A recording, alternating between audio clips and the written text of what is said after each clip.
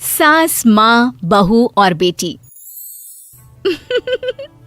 नहीं नहीं, ये कहानी इन सारे के सारे रिश्तों की नहीं, बल्कि 2 रिश्तों में ही सभी रिश्तों के होने की है। अरे बहू, मेरे और तेरे ससुर जी की रोटी मत बनाना, मैं बना लूंगी, दिन तक ठंडी हो जाती है। बहू जो कि एक वर्किंग लेडी थी। नहीं नहीं माँ जी, मैं अच्छे से कपड़े में लपेट देती हूँ ना, आप क्यों मेहनत करेंगी, माइक्रोवेव में गर्म कर लेना। अरे नहीं बहू, मेहनत मत कर, वैसे भी ऑफिस में कम मेहनत होती है क्या, जा रहने दे। लेकिन बहू मानती नहीं, वो सास ससुर की रोटी बनाकर ही जाती है। दोपहर में खाने के वक्त ससुर जी कहते हैं, अरे बहू को रोटी बनाने के लिए क्यों मना कर दिया, क्या हो गया, ठंडा ही तो खाते आए हम लोग हमेशा से। अरे वो क्या है ना, सुबह ऑफिस जाती है, घर का सारा काम करने में वक्त लग जाता है, अरे थकती है वो अलग, तो मैंने सोचा बहाने से ही थोड़ा कम काम करवाऊं। ससुर मुस्कुरा रहे होते हैं। यह तो अच्छा है, बहू को समझना जरूरी है। वक्त बीत रहा था, घर में सब खुश थे कि एक दिन, माँ जी आप शाम को थोड़ा टहलने निकला करें, घर पर रह रहकर हड्डियां जाम होती है, पापा को भी ले जाया करिए, मैं वक्त पर तो आ जाती हूँ। बहू ठीक 5 बजे ऑफिस से घर आ जाती है।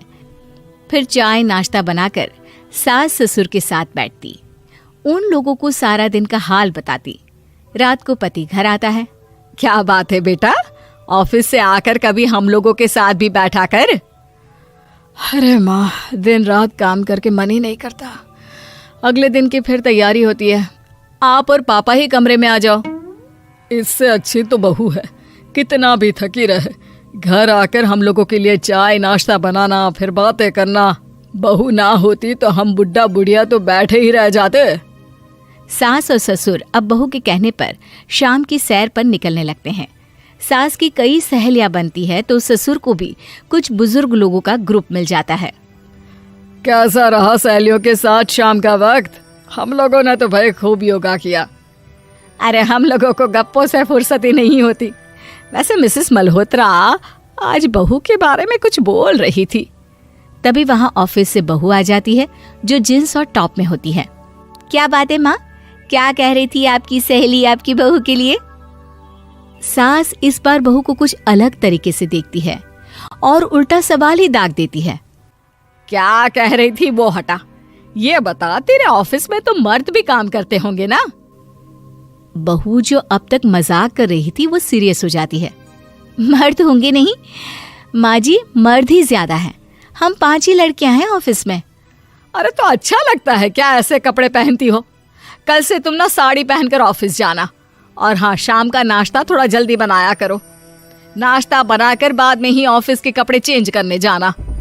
बहू को समझ में नहीं आता कि सास को हो क्या गया है, लेकिन वो कुछ नहीं कहती, सीधे किचन में जाकर चाय नाश्ता बनाती है और सास ससुर को दे देती है। अगले रोज बहू ऑफिस के लिए तैयार होती है तो खूब सुंदर सी साड़ी पहनती है और ऑफिस के लिए निकलने से पहले सास और ससुर के पैर छूती है और निकल जाती है। क्या बात है, आज मेधा के ऑफिस में लग रहा है कोई फंक्शन है। अच्छा, पता नहीं, मुझे तो बताया नहीं, वैसे तो सारी बात करती रहती है। अरे देखा नहीं कैसे साड़ी पहनकर जा रही थी?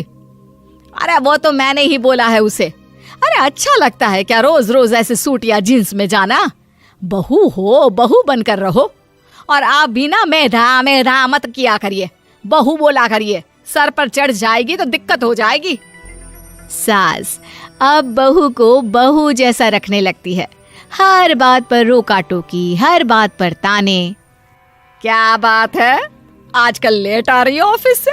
अरे चाय के लिए भी देर हो जाती है, हम लोग फिर पार्क में भी देर से पहुंचते हैं। सभी की बहुएं वक्त से चाय नाश्ता करा देती है अपने सास ससुर को, बस एक तू ही है जो उस वक्त ऑफिस से निकलती है। माँ जी, वो एक रास्ता पुलिस वालों ने न जाने क्यों बंद कर रखा है, जिसके कारण ट्रैफिक ज्यादा हो जाता है। मैं कोशिश करूंगी कल वक्त से पहले निकल जाऊं। ससुर देख रहे होते हैं कि बहू अब परेशान सी रहने लगी है। एक रोज, मेधा, बेटी मेधा। जी पिताजी। बेटा देख जरा, कौन सी टी शर्ट अच्छी लग रही है? वो क्या है ना, शाम को सब बदल बदल कर टी शर्ट पहनते हैं, मैं भी सोच रहा हूँ कि आज कुछ अच्छा सा पहन कर जाऊं। हाँ पिताजी, ये सही है। ये लाल वाली ना बहुत जचेगी आप पर। मेरे पापा पर भी डार्क रंग बहुत जचता है। क्या चल रहा है? अरे ससुर के सामने घूंघट तो छोड़ो, ऊपर से रंग बताया जा रहा है टी शर्ट का। अरे बहू, कोई संस्कार दिए नहीं है क्या तेरी माँ ने? बहू इस बार बहुत निराश हो जाती है। वो वहां से तुरंत अपने कमरे में चली जाती है। अब बहू घर का सारा काम करती, ऑफिस जाती, लेकिन साड़ी और सर पर पल्ला लेकर। एक बार पड़ोसन उनके घर आती है। वाह सुमित्रा बहन, बहू का तो रूप ही बदल दिया। ठीक किया, बहू बहू जैसी ही अच्छी लगती है। अच्छा चलती हूँ मैं। पड़ोसन के जाने के बाद सास बड़ी अकड़ के साथ कहती है, देखा मेरा कमाल, कैसे मैंने मेधा बहू को कंट्रोल में कर लिया। अब बारी ससुर के बोलने की थी। हाँ सुमित्रा, बिल्कुल ये काम तो किया है तुमने, लेकिन कभी सोचा क्या खो दिया? क्या खो दिया? मैंने तो कुछ नहीं खोया जी। खोया है, पहले बहू जब ऑफिस जाती तुम्हारे पैर छूकर तुम्हें गले लगाती, लेकिन अब सिर्फ पैर छूती है। हाँ जी, ये बात तो आप ठीक बोल रहे हैं। पहले घंटों हम लोगों से बात करती, कमरे में ना जाती, ऑफिस से आते ही खुद की चाय, खाना, नाश्ता सब हम लोगों के साथ करती, सारी बात बताती। लेकिन क्या तुम्हें पता है, बहू की तबीयत खराब चल रही है, वो माँ बनने वाली है। ये बात मुझे बेटे ने बताई कि तुम्हें बता दूं। अब सास की आंख में आंसू थे। वो समझ गई थी कि लोगों के कहने में आकर उसने क्या खो दिया। शाम को बहू घर आती है तो माँ किचन में पकोड़े तल रही होती है। अरे माँ जी, आप रहने दीजिए ना, मैं आ तो रही थी।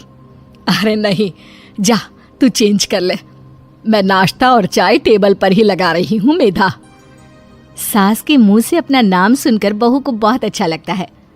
माँ जी, कोई गलती हो गई है क्या? मेरे होते हुए आप काम करे, ये ठीक नहीं है। संस्कारी और समझदार बहू सास को माँ समझती है, लेकिन सास की बेवकूफ़ी उसे सास ही बनाकर रखती है।